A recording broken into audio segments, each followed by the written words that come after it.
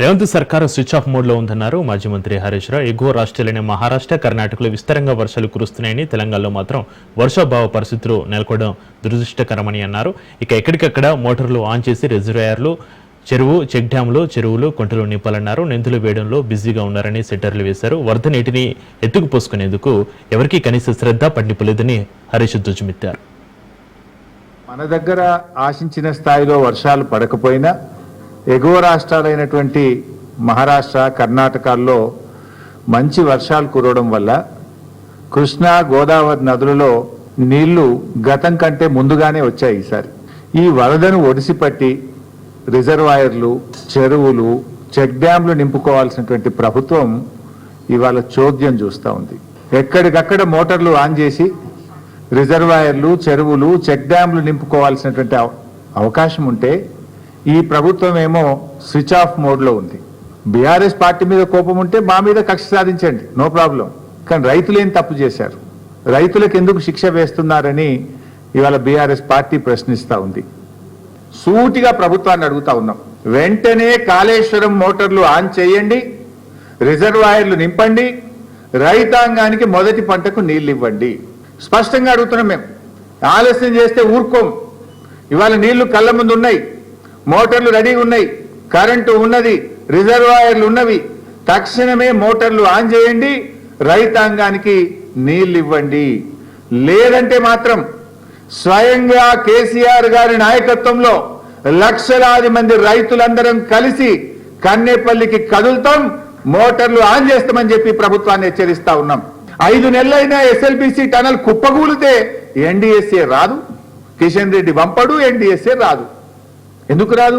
కిషన్ రెడ్డి, రేవంత్ రెడ్డి, కాంగ్రెస్ బీజేపీల మధ్య ఢిల్లీలోనేమో కొట్లాడతారు, గల్లీలోనేమో అలాయి బలాయి చేసుకుంటారు. వీళ్ళు ఈ రాష్ట్రంలో ఇద్దరు కలిసిపోయింది. కలవకపోతే ఎస్ఎల్బిసి టనల్ కుప్పగూలి ప్రాజెక్టు భవిష్యత్తు ప్రశ్నార్థకమైతే ఎందుకు ఎన్డీఎస్ఏ రాలేదు? నేను అడుగుతా ఉన్నా. ఇలా పోలవరంలో కూలిపోయింది, మరి అక్కడ ఎన్డీఎస్ఏ పోలే. ప్రత్యామ్నాయ డిజైన్లు చేసిండ్రు, రిపేర్ స్టార్ట్ చేసిండ్రు. ఇప్పుడు కొత్త డయాఫ్రేమ్ వాళ్ళు కట్టనే ఉన్నారు. మరి ఆడ కట్టినప్పుడు ఈడెందుకు కట్టరు? ఈడ ఎన్డీఎస్ఏ పేరు మీద ఎందుకు కాలయాపన చేస్తున్నారు? అంటే పోలవరంకో నీతి, కాళేశ్వరంకో నీత, కాళేశ్వరంకో నీతి, ఎస్ఎల్బిసి టనల్కు ఇంకొక నీత. ఇదంతా చిల్లర రాజకీయం చేస్తున్నారు. ఇలా ప్రజలకు కూడా అర్థమైపోయింది. కాంగ్రెస్ పార్టీ రైతు ప్రయోజనాల కంటే, రాష్ట్ర ప్రయోజనాల కంటే చిల్లర రాజకీయాలకు ప్రాధాన్యత ఇస్తా ఉంది. నేను పాలమూరు బిడ్డ అని పెద్ద మాటలు మాట్లాడతాడు. పాలమూరు జిల్లా ప్రజల నోరు కొడుతుండు, కడుపు కొడుతుండు రేవంత్ రెడ్డి. ఇప్పటికి 36 రోజులైంది శ్రీశైలంకు నీళ్ళు వచ్చి. బహుశా ఇవాళనో రేపో శ్రీశైలం గేట్లు ఎత్తేస్తారు. 36 రోజులైనా కల్వకుర్తి మోటార్లు ఆన్ చేయాలి. ఇప్పటిదాకా 30 ఏండ్లు కల్వకుర్తి ప్రాజెక్టును నాటి తెలుగుదేశం, కాంగ్రెస్ ప్రభుత్వాలు పట్టించుకోకపోతే కేసీఆర్ గారు 3,10,000 ఎకరాలకు కల్వకుర్తిలో నీళ్లు ఇచ్చారు. 36 రోజులైంది శ్రీశైలంలో వరద వచ్చి. ఎందుకు కల్వకుర్తి మోటార్లు ఆన్ చేయరు? ఎందుకు మొదటి పంటకు నీళ్లు ఇయ్యరు? అంటే చంద్రబాబు నాయుడుకు మళ్ళీ పోయిన సంవత్సరం లెక్క నీళ్లు వదిలిపెడతావా? పోయినసారి ఏం చేసింది రేవంత్ రెడ్డి? కృష్ణా నదిలో తెలంగాణ రాష్ట్రం ఏర్పడ్డ తర్వాత అతి తక్కువ నీళ్లు వాడుకున్నది రేవంత్ రెడ్డి ప్రభుత్వం. 65 టీఎంసీలు ఆంధ్రప్రదేశ్కు గురుదక్షిణ కింద చంద్రబాబుకు దారాదత్తం చేసిండు మిస్టర్ రేవంత్ రెడ్డి. ఎందుకు ఇచ్చిన 65 టీఎంసీలు? 34% మనకు వాటా తాత్కాలిక ఒప్పందం ప్రకారంగా ఉన్నది. ఆ 34 కూడా వాడుకునే తెలివి లేదా నీకు? 28% ఎందుకు వాడినావు? 10 ఏళ్ల బీఆర్ఎస్ హయాంలో ఏ రోజు కూడా మేము రేవంత్ రెడ్డి ప్రభుత్వం వాడినంత తక్కువ నీళ్లు వాడలేదు. రేవంత్ రెడ్డి చేతగాంతనం వల్ల, ఈ ప్రభుత్వ నేరపూరిత నిర్లక్ష్యం వల్ల తెలంగాణలో పాలమూరు జిల్లాలో క్రాప్ హాలిడే ప్రకటించి కిందికి 65 టీఎంసీల నీళ్లు అదనంగా ఆంధ్రప్రదేశ్కి ఇచ్చి గురుదక్షిణ చెల్లించుకున్నాడు రేవంత్ రెడ్డి. ప్రతిపక్షాలపై డిప్యూటీ సీఎం బట్టి విక్రమార్క ఆగ్రహం వ్యక్తం చేశారు. సంక్షేమ కార్యక్రమాలతో పుట్టగతులు ఉండవని ప్రతిపక్షాలు ఆందోళన చెందుతున్నాయి అన్నారు. ఎవరెన్ని కుట్రలు చేసినా ప్రజల కోసం ప్రజాప్రభుత్వం నిటారుగా నిలబడి ఉంటుందని చెప్పారు.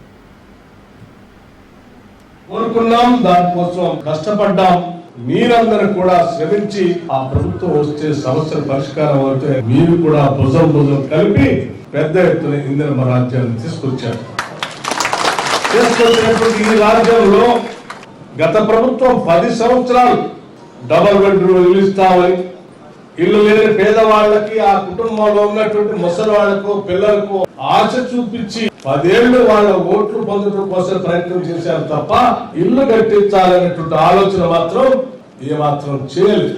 కేవలం వాళ్ళ అవసరాన్ని మన ఓట్లుగా మార్చుకుందాం అనేటువంటి ఒక దుర్మార్గమైనటువంటి ఆలోచన చేశారు తప్ప పాలకులుగా ప్రజల ఇబ్బందుల్ని, అవసరాలు తీరుద్దాం అనేటువంటి చేయలేదు. అందుకే 10 సంవత్సరాల్లో ఎక్కడ కూడా ఇందిరమ్మకి ఇల్లు ఇచ్చేటువంటి కార్యక్రమాన్ని చేపట్టలేదు. చేపట్టకపోగా ఆనాటి గత ప్రభుత్వాలు, దానికంటే ముందున్నటువంటి ఉమ్మడి రాష్ట్రంలో కాంగ్రెస్ ప్రభుత్వాలు శాంక్షన్ చేసిన ఇందిరమ్మ ఇళ్లకు కూడా బిల్లులు ఇవ్వలేదు. సీఎం రేవంత్ కు బీజేపీ చీఫ్ లేఖ రాయడంపై మంత్రి పొన్నం ప్రభాకర్ ఫైర్ అయ్యారు. కేంద్రం నుంచి ఎక్కడా తెలియని వారు కూడా తమకు లేఖలు రాయడం విడ్డూరంగా ఉందన్నారు మంత్రి పొన్నం ప్రభాకర్. మంత్రి పొన్నం ప్రభాకర్ రామచంద్రరావుకు ప్రతిలేఖ రాశారు. కేంద్రంలో మోడీ సర్కారు మెగా ఫెయిల్యూర్స్ సంగతి ఏంటి అని రామచంద్రరావును ప్రశ్నించారు.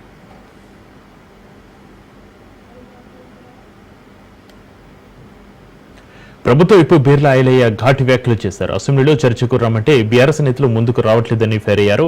మీరు రేవంత్ తో పోటీ పడుతున్నారా అంటూ తీవ్ర స్థాయిలో దుజ్జుమెత్తారు. మా రేవంత్ రెడ్డి మిమ్మల్ని అసెంబ్లీ ఎన్నికల్లో ఓడించారన్నారు. పార్లమెంట్ ఎన్నికల్లో 0 చేశారన్నారు. నినాదం 100 సీట్లు కొట్టడం, బీఆర్ఎస్ పార్టీ బొంద పెట్టడం. తెలంగాణ ప్రజలు మీ ముఖం మీద ఉమ్మేసి మిమ్మల్ని పదవి నుంచి దించినా కానీ మీ అహంకారం, మీ బల్బు ఇంకా తగ్గలేదు.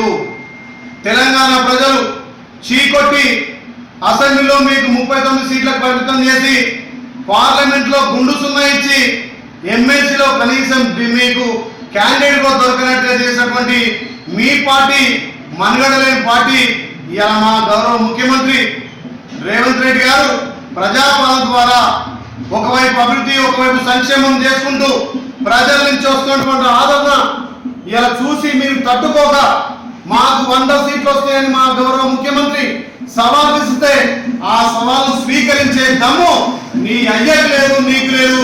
నువ్వు బచ్చగాడివి. మా ముఖ్యమంత్రి తోటి నువ్వు చర్చలా.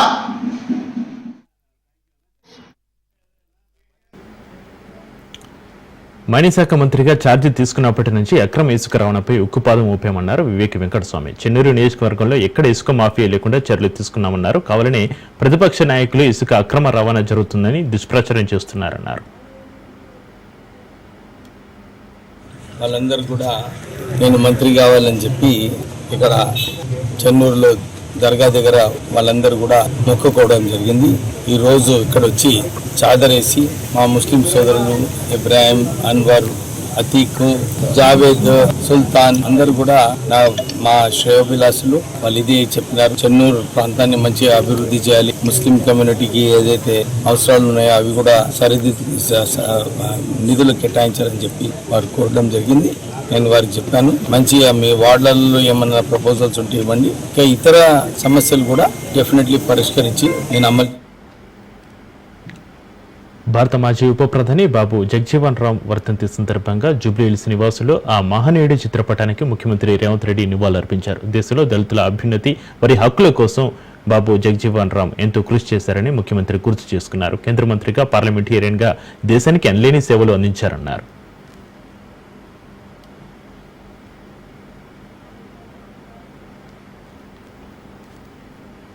ఏకలవ్యుడి చిత్రపటానికి ఎమ్మెల్సీ కవిత నివాళులర్పించారు. ఏకలవ్యుడి భవనాన్ని త్వరగా పూర్తి చేయాలని ప్రభుత్వాన్ని డిమాండ్ చేశారు. గతంలో కేసీఆర్ ఎరుకల ఎంపవర్మెంట్ స్కీమ్ ను ప్రవేశపెట్టారని, ఆ పథకాన్ని కాంగ్రెస్ ప్రభుత్వం తుంగలో తొక్కిందన్నారు. అయినా ప్రభుత్వానికి చీమ కుట్టినట్లు కూడా లేకపోవడం దారుణమన్నారు. మరి కొమరం భీం విగ్రహం దగ్గరనే ఎప్పుడు ఏకలవ్యుని పటాన్ని పెట్టుకొని అనేక సంవత్సరాల నుంచి కూడా మనం ఇక్కడ సెలబ్రేట్ చేసుకుంటా ఉన్నాము. మరి ఫ్యూచర్ లో ఏకలవ్యుడి విగ్రహాన్ని కూడా మరి ఏర్పాటు చేసుకునే ప్రయత్నం కూడా తప్పకుండా మనందరం కూడా చేద్దామని చెప్పి సందర్భంగా తెలియజేస్తూ, మరి ఇవాళ భారతదేశ చరిత్ర ఎక్కడ చూసినా ఇప్పటి వరకు కూడా బహుజన వర్గాలకు సంబంధించి ఏ విధంగా అణచివేత ఉందనడానికి ఏకలవ్యుని యొక్క జీవితమే ఉదాహరణ. మరి ఆనాడు గురుభక్తితో ఉండి కేవలం ఒక వ్యక్తే తన గురువుని నమ్మినా సరే ఆ వ్యక్తి కూడా తనను ముందుకు తీసుకొని పోకపోయినా కూడా చరిత్రలో నిలబడిపోయేటటువంటి త్యాగాన్ని చేసినటువంటి ఏకలవ్యుడు నిజంగా మనందరికి కూడా ఒక రకంగా ఆరాధ్య దైవం అవ్వాలి, స్ఫూర్తి ప్రదాత అవ్వాలి. ఆయన కానాడు అన్యాయం జరిగి ఉండవచ్చు కాక, కానీ ఆయన గురుభక్తిని వీడలేదు, సమాజానికి ఒక మంచి తోవ చూపించారు.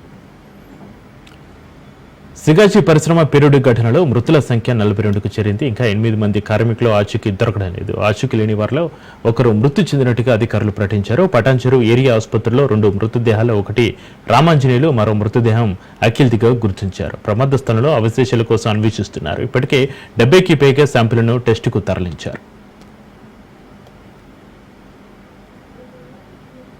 సిగాచి పరిశ్రమలో పేలుడు ఘటనలో దర్యాప్తు కొనసాగుతుంది. ఘటన జరిగి 7 రోజులైనా 7గురి ఆచూకీ లభ్యం కాలేదు. ఇవాళ 3 మృతదేహాలతో DNA మ్యాచింగ్ అవడంతో 3 మృతదేహాలను బంధువులకు అప్పగించారు. పేలుడు దాటికి శరీరాలు, యంత్రాలకు అతుక్కున్న అవశేషాలు ఛిద్రమయ్యాయి.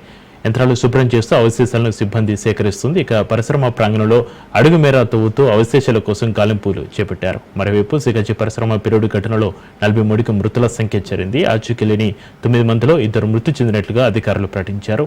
మరో 7గురి కోసం అధికారులు గాలిస్తున్నారు. Welcome back. Pothireddypadu head regulator నుంచి మిగులు జలాలను మాత్రమే వాడుకుంటున్నామన్నారు మంత్రి బీసీ జనార్దన్ రెడ్డి. తెలంగాణ ప్రభుత్వం, స్థానిక పార్టీలు రాజకీయ లబ్ధి కోసమే నాటకాలు ఆడుతున్నాయన్నారు. సముద్రంలో వృద్ధిగా కలిసిపోయే నీటి శాతం లెక్కలతో సహా ముఖ్యమంత్రి దగ్గర ఉన్నాయన్నారు. 7వ తారీఖు చేయడం ఉంది, అంతకుముందు ఆగస్టులో చేయడం అయింది. అయినా ఇప్పుడు పైన వస్తున్నటువంటి వర్షాల కారణంగా మనకు నీళ్లు కూడా డ్యామ్లో దండిగా ఉన్నాయి. దాని ఫ్లో కూడా 673.9 ఇంకా మనకు రెగ్యులర్ గా వస్తూ ఉన్నాయి. వీటన్నిటిని పెట్టుకుని రైతులకు సకాలంలో పంటలు పండే విధంగా ఏదైతే ఈ పోతిరెడ్డిపాడు నుంచి ఇచ్చేటువంటివి మనకు తెలుగు గంగా, GNSS, తర్వాత HNSS కు, తర్వాత SRBCకి, వీటన్నిటికి కూడా రైతులకు ముందుగా శుభవార్త తెలియజేస్తాం. అదే విధంగా ఏదైతే ఈ యొక్క నీటిని దుర్వినియోగం చేసుకోకుండా, ఎంత వృధా చేయకుండా మనం ఎంత అవసరము మేరకే వదలాలని కూడా గౌరవ ముఖ్యమంత్రి గారు చెప్పారు. అదేవిధంగా నీటిపారుదల రామానాయుడు గారు కూడా చెప్పడం జరిగింది. రైతులందరూ కూడా ఈ యొక్క నీటిని సద్వినియోగం చేసుకొని, ఎందుకంటే వర్షాలు ఇప్పటికే కొద్దిగా తక్కువగా పడినాయి, మనకు ప్రాణాధారమైనటువంటి డ్యామ్ ద్వారా నీటినన్నిటిని కూడా విడుదల చేసి రైతులకు అందరికీ కూడా సకాలం ఇస్తా ఉన్నామని చెప్పి తెలియడానికి గర్వపడతా ఉన్నాము. ఈ రోజు ఈ కార్యక్రమానికి వచ్చి మీకు అందరికీ మరొకసారి హృదయపూర్వక ధన్యవాదాలు ఉన్నాయా. నిధులు కూడా కేటాయించడం జరుగుతూ ఉంది. త్వరలోనే దాన్ని కూడా ముఖ్యమంత్రి వీరికి దీనికి ముఖ్యమంత్రి కార్యాలయానికి కూడా ఫైల్ తీసుకెళ్తున్నాం త్వరలోనే. మామిడి రైతుల గురించి ఏం తెలుసని జగన్ జిల్లాకు వస్తున్నాడని ప్రశ్నించారు మంత్రి సత్యకుమార్ యాదవ్. పరామర్శ పేరుతో వచ్చే జగన్ లక్షల మందితో దండయాత్రకు వచ్చినట్లుగా వస్తున్నాడని విమర్శించారు. పరామర్శకు 10 మందితో వస్తే చాలాదా అని ప్రశ్నించారు. వైసీపీ నాయకులు మతిస్థిమితం లేకుండా ఇష్టం వచ్చినట్లుగా మాట్లాడుతున్నారని, వారి కోసం తను తొందరలో వైజాగ్లో మెంటల్ హాస్పిటల్ కడుతున్నానని చెప్పారు. మీరు పరామర్శకు వెళ్ళాలా, రైతుల తరపున పోరాడాలా అంటే మంచిది, వెళ్ళొచ్చు. కానీ 1000 మందిని చాలా నిస్సుగా 10,000 మందికి మాకు అనుమతి ఇవ్వాలా? రైతులను పరామర్శించడానికి 10,000 మంది నాకు అవసరమేదో నాకు అర్థం కావట్లేదు. ఏం చేయాలనుకుంటున్నారు?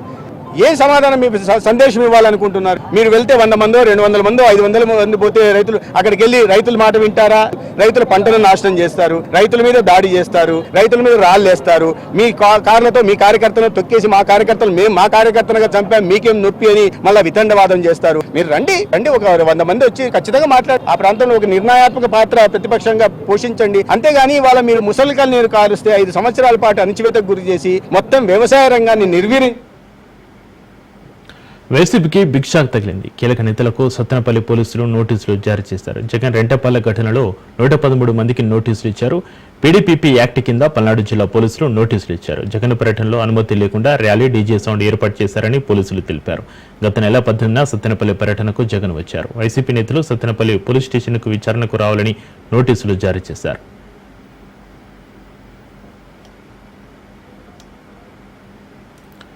ఎన్టీఆర్ జిల్లా విజయవాడ పశ్చిమ నియోజకవర్గంలో మాజీ మంత్రి వెల్లంపల్లి శ్రీనివాస్ ఆధ్వర్యంలో వైసీపీ విస్తృత స్థాయి సమావేశం నిర్వహించారు.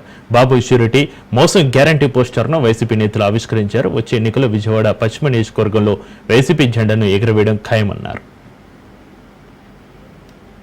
లబో దివో అంటా ఉన్నారో మనం చూసాం. ఓడిపోగానే ఆ క్షణం నుంచి మనం లబో దివో అన్నాం లేదా? మన పార్టీ ఇన్ని చేశాం, ఎప్పుడు నిత్యం జనంలో ఉండేవాళ్ళం, నిత్యం అమ్మఒడి కొట్టడమో, ఆసరా ఇవ్వటమో, చేయూత ఇవ్వటమో, రైతు భరోసా ఇవ్వటమో, కాపు నేస్త ఇవ్వటమో, ఏదొకటి జగనన్న బటన్ నొక్కుతా ఉండేవాడు. జనం దగ్గర డబ్బులు పుష్కలంగా ఉండి మనం మాత్రం గుడ్లప్పగించి చూస్తా ఉండేవాళ్ళం. అక్కడ జగనన్న బటన్ నొక్కేవాడు డైరెక్ట్ గా బ్యాంక్ అకౌంట్ లోకి వెళ్ళి వాడు మాత్రం పక్కన మనకు కూడా చెప్పేవాళ్ళు కాదు. జాగా వెళ్ళిపోయి బ్యాంకుల్లో డ్రా చేసుకుని చక్కగా తిరుగుతా ఉన్న పరిస్థితి మనం చూసి మనకు తెలియపోయిందిలే, అన్న నొక్కాడు కదా, వీళ్ళు హ్యాపీగా ఉన్నారు అని చెప్పేసి మనం కూడా సంతోషంగా ఉండాలి. పార్టీ కార్యకర్తలు లీడర్స్ అంతా. పాసమేలారం ఘటనలో చాలా మంది కార్మికులు చనిపోయారని ఆవేదన వ్యక్తం చేశారు సిపి నేత నారాయణ. విమాన ప్రమాదంలో చనిపోతే ₹1,00,00,000 నష్టపరిహారం, అదే అగ్ని ప్రమాదంలో చనిపోతే 10 లక్షలు అంటూ నిలదీశారు. ఏపీలో మామిడి రైతులు గిట్టుబాటు ధర లేక అల్లాడుతున్నారన్నారు. సీఎం చంద్రబాబు రైతుల పట్ల మొసలి కన్నీళ్లు కారుస్తున్నారన్నారు. జగన్ పర్యటనలో ఒక సమస్యగా మారుతుందన్నారు. ఓదార్పులో పరామర్శలకు ఎవరైనా వెళ్ళొచ్చు, కానీ బల ప్రదర్శన కోసం రావద్దన్నారు. మనం మేనేజ్మెంట్ పెండాలి. ఇక్కడ మామిడి రైతులు అల్లాడుతున్నారు. కేజీ ₹4, ₹5 పెట్టినాయి మేము కొనమని చెప్పేసి ఫ్యాక్టరీ చెప్పి, కానీ పెద్ద ఆందోళన జరుగుతాం. ముఖ్యమంత్రి ఏం చేస్తాడు, ముసలి కన్నీళ్ళలాగా నేను ఒక ₹4 ఇస్తాను కలిపి మీరు అమ్మండి అంటారు. అంటే ఫ్యాక్టరీ ఎవరు ఇచ్చారు ₹4, మీరు ఇచ్చారు ₹4 కలిపి ₹8 మామిడి పండ్లు మామిడికాయ అమ్మని చెప్తారు. మీరు మీ ₹4 ఎక్కడి నుంచి ఇస్తారు? మీ జోబు నుంచి ప్రజల చేత వసూలు చేసిన పన్ను, ఆ పన్ను నుంచి వచ్చే డబ్బులు తీసుకెళ్లి మీరు ఇస్తున్నారు. అటెందుకు ఇవ్వాలి మీరు? వీళ్ళ ఫ్యాక్టరీ యజమానులు జ్యూస్ తెచ్చిపోయి. శ్రీశైలం జలాశయాన్ని గేట్ల నిపుణులు కన్నయ్యనాయుడు పరిశీలించారు. కన్నయ్యనాయుడు జలాశయం అధికారులతో పరిశీలించారు. శ్రీశైలం జలాశయం 10వ నెంబర్ గేట్ల ద్వారా వచ్చే నీటి లీకేజ్ వల్ల ఇబ్బంది లేదన్నారు. 10వ గేటు నుంచి నీటి లీకేజీ 10% కంటే తక్కువగానే ఉందన్నారు. శ్రీశైలం జలాశయం రేడియల క్రస్ట్ గేట్లకు క్రమం తప్పకుండా పెయింటింగ్ వేయాలని సూచించారు. జలాశయం ప్రారంభమే 40 ఏళ్లు అవుతుందని, ప్రస్తుతం మెయింటెనెన్స్ బాగుందని, ఇలాగే మెయింటైన్ చేస్తే మరో 20 ఏళ్లు జలాశయానికి ఎలాంటి ఇబ్బంది లేదన్నారు. ఒకవేళ కుదిరితే 5 ఏళ్లలో శ్రీశైలం జలాశయం రేడియల్ క్రస్ట్ గేట్ల స్థానంలో కొత్తవి మార్చుకోవాలన్నారు. 3 lakhs క్యూసెక్స్ ఒక డిశ్చార్జ్ అయితే ఒక గేట్ కి 1.8% డిశ్చార్జ్ చేసినప్పుడు పంచిపూల్ ఫార్మ్ అయింది కింద. అప్పటి నుంచి గేట్లు పెయింట్ కొట్టారు. ఆ పెయింట్ కూడా 2010లో జరిగింది. 2010 నుంచి ఇప్పటి వరకు పెయింట్ జరగలేదు. సీల్ రీప్లేస్మెంట్, సీల్ ఉండేది బాటంలోను సైడ్లోను కొన్ని గేట్లకి రెస్ట్ పట్టిపోయి సీల్ అడ్జస్ట్మెంట్స్ అయినా లీకేజ్ నిలవకుండా పోతా ఉంది. యాజ్ పర్ ఇంటర్నేషనల్ కోడ్స్ ఈ గేట్కి 10 litres 1 metre length of seal leakage permissible అని ఇప్పుడు లీకేజ్ అయ్యేది మనం ఎక్కడికి అలవబుల్. దీనికి చాలా 10% కూడా లేదు. కానీ మన ఇంజనీర్లు హైదరాబాద్ పాత బస్తీలో ఇరాన్ సుప్రీం లీడర్ పోస్టర్లు కలకలం రేపుతున్నాయి. కమేనీతో పాటు హిజ్బుల్లా నెంబర్ 2 హసన్ నస్రల్లా ఫోటోలతో ఫ్లెక్సీలు దర్శనమిచ్చాయి. ఇజ్రాయెల్తో యుద్ధంలో మరణించిన ఇరాన్ ప్రముఖుల ఫోటోలతో ఫ్లెక్సీలు ఏర్పాటు చేశారు. మొహరం సందర్భంగా పాత బస్తీలో భారీ ర్యాలీ నిర్వహించారు. అక్కడ ఇరాన్ నేతల ఫ్లెక్సీలు ఉండడంతో పోలీసులు అలర్ట్ అయ్యారు.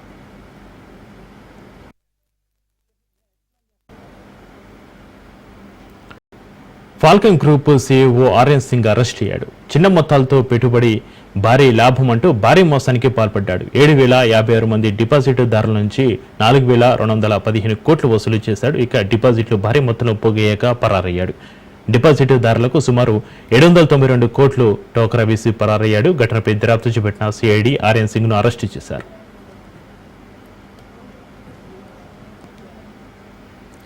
గోల్కొండలో బోనాల జాతర కొనసాగుతుంది. ఆషాఢ మాసం 2వ ఆదివారం కావడంతో అమ్మవారికి 4వ రోజు పూజలు చేశారు.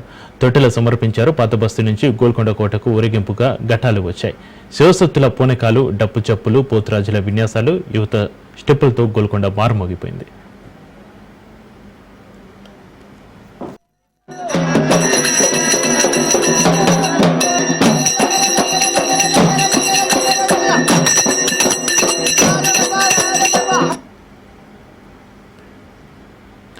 మాజీ సీజేఐకి సుప్రీంకోర్టు అల్టిమేటం జారీ చేసింది. ప్రధాన న్యాయమూర్తి బంగ్లాను తక్షణమే ఖాళీ చేయాలని మాజీ సీజేఐ చంద్రచూడుకు సుప్రీంకోర్టు నోటీసులు ఇచ్చింది. జస్టిస్ చంద్రచూడు ఉంటున్న నివాసాన్ని తక్షణమే స్వాధీనం చేసుకోవాలని కేంద్రానికి సుప్రీంకోర్టు లేఖ రాసింది.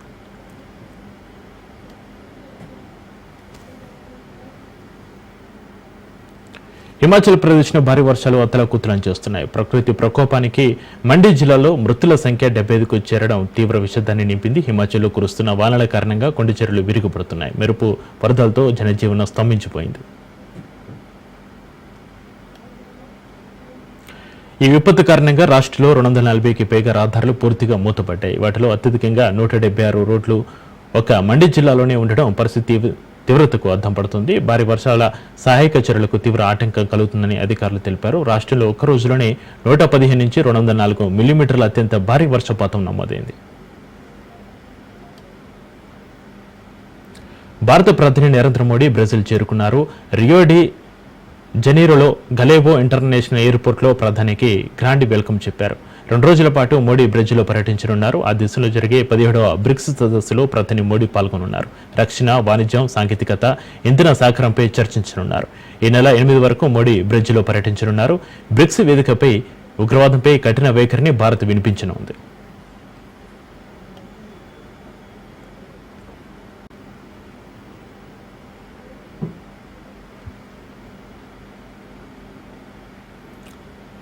అపర కుబేరుడు ఎలాన్ మస్క్ చెప్పింది చేశారు. రిపబ్లికన్, డెమోక్రాటిక్లకు ప్రత్యామ్నాయంగా ది అమెరికా పార్టీ అనే 3వ రాజకీయ పార్టీని మస్క్ లాంచ్ చేశారు. సోషల్ మీడియాలో వచ్చిన సూచనలకు అనుకూలంగా స్పందించిన టెస్లా సీఈఓ ఎలాన్ మస్క్ తన ప్లాట్ఫామ్ ఎక్స్ వినియోగదారుల నుంచి అఖండ మద్దతు లభించడంతో ఈ నిర్ణయం తీసుకున్నట్లుగా తెలిపారు. అమెరికాలో ప్రస్తుతం ప్రజాస్వామ్యం లేదని ఎలాన్ మస్క్ విమర్శించారు.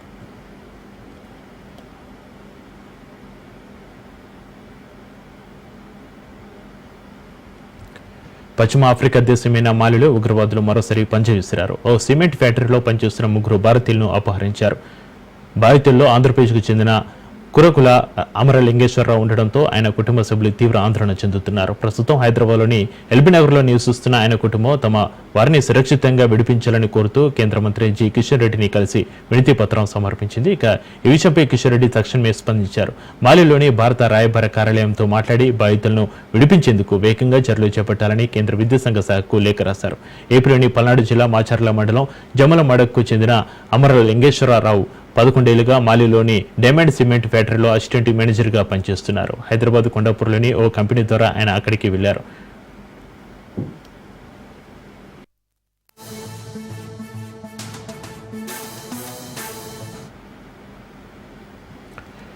అమెరికాలోని టెక్సాస్లో కుండపోత వర్షం కురుస్తుంది. భారీ వర్షాల కారణంగా ఇప్పటి వరకు 51 మంది మృతి చెందగా పలువురు గల్లంతయ్యారు. తాజాగా సమ్మర్ క్యాంపుపైకి వరద దూసుకెళ్లిన ఘటనలో 27 మంది బాలికలు గల్లంతయ్యారు. కనిపించకుండా పోయిన వారి సంఖ్య మరింత పెరిగే అవకాశాలు ఉన్నాయని అధికారులు చెబుతున్నారు.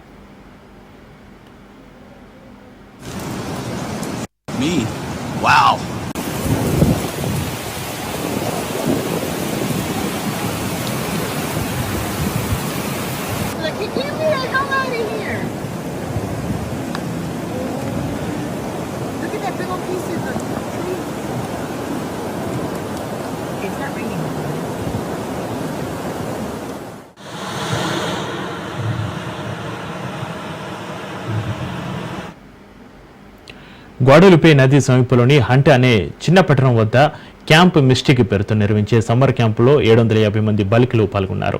వరద ప్రమాదం ముంచుకు రావడంతో అధికారులు కొందరు బాలికలను హెలికాప్టర్ ద్వారా తరలించారు. మిగతా వారిని వంతెన మీదుగా సురక్షిత ప్రాంతానికి తీసుకెళ్లారు. పలు రాష్ట్రాల్లో కురుస్తున్న వర్షాల కారణంగా మృతుల సంఖ్య పెరుగుతుంది. పలు చోట్ల వరద నీరు ఇళ్లలోకి చేరడంతో ప్రజలు తీవ్ర ఇబ్బందులు ఎదుర్కొంటున్నారు.